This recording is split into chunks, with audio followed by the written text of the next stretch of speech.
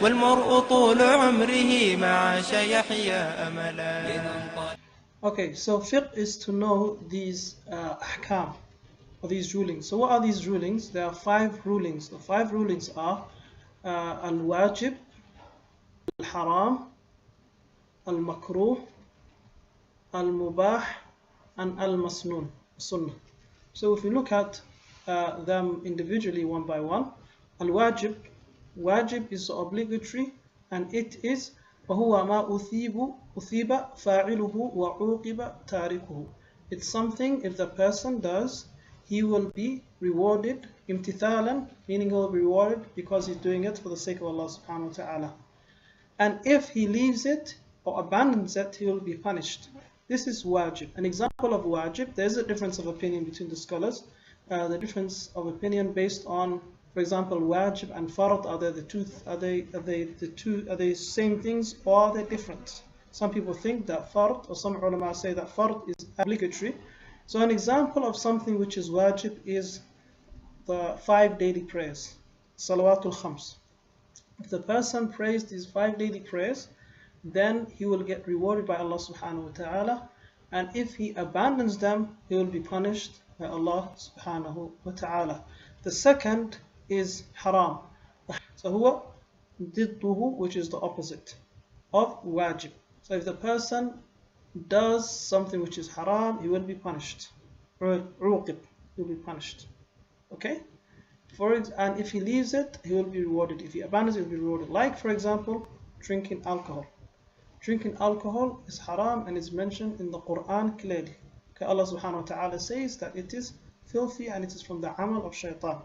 So if a person drinks alcohol without obviously any necessity or pressing need where it's life-threatening, but if the person drinks alcohol, then he will be punished by Allah subhanahu wa ta'ala. If a person leaves drinking alcohol and avoids it and abandons it for the sake of Allah subhanahu wa ta'ala, he will be rewarded. So that's an example of something which is haram.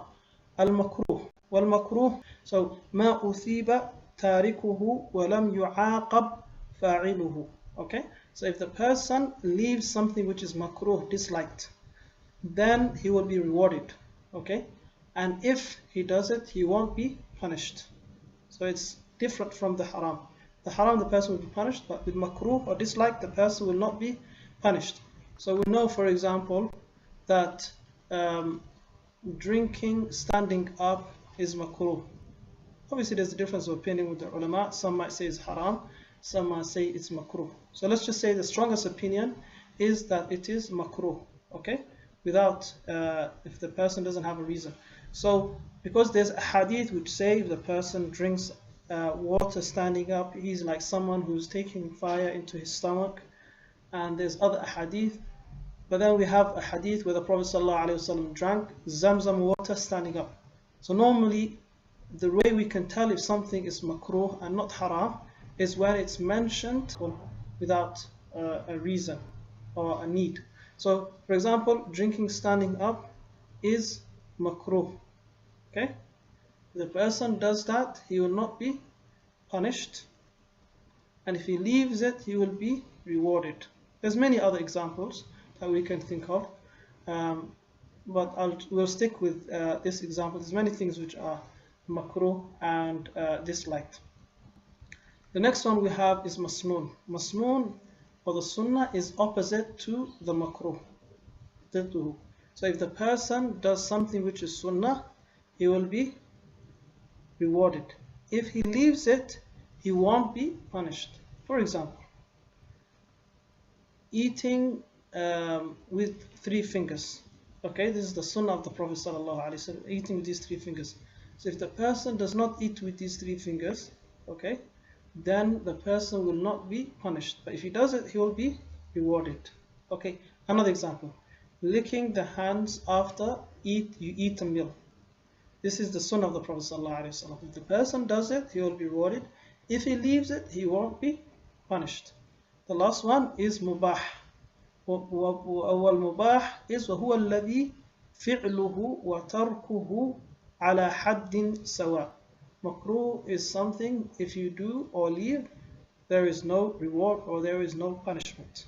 Okay, unless the person has intention. For example, you can turn sleeping, a good intention, you can turn sleeping into ibadah, worship, by having a good intention that you will sleep early so you can wake up for Fajr, and by following the adhkar and having these good intentions, that could turn something mubah, which is permissible, into a rewardable act. Okay, so these are the 5 rulings that I've given you, and an example of mubah I've given you is like sleeping or eating an apple or anything like that. So we have these 5 rulings, which is the wajib, the obligatory, the haram, the prohibited, the makruh, the disliked, the masnoon, the sunnah, the mubah, and the permissible. طول عمره ما عاش يحيا أملا والمرء طول عمره ما عاش يحيا أملا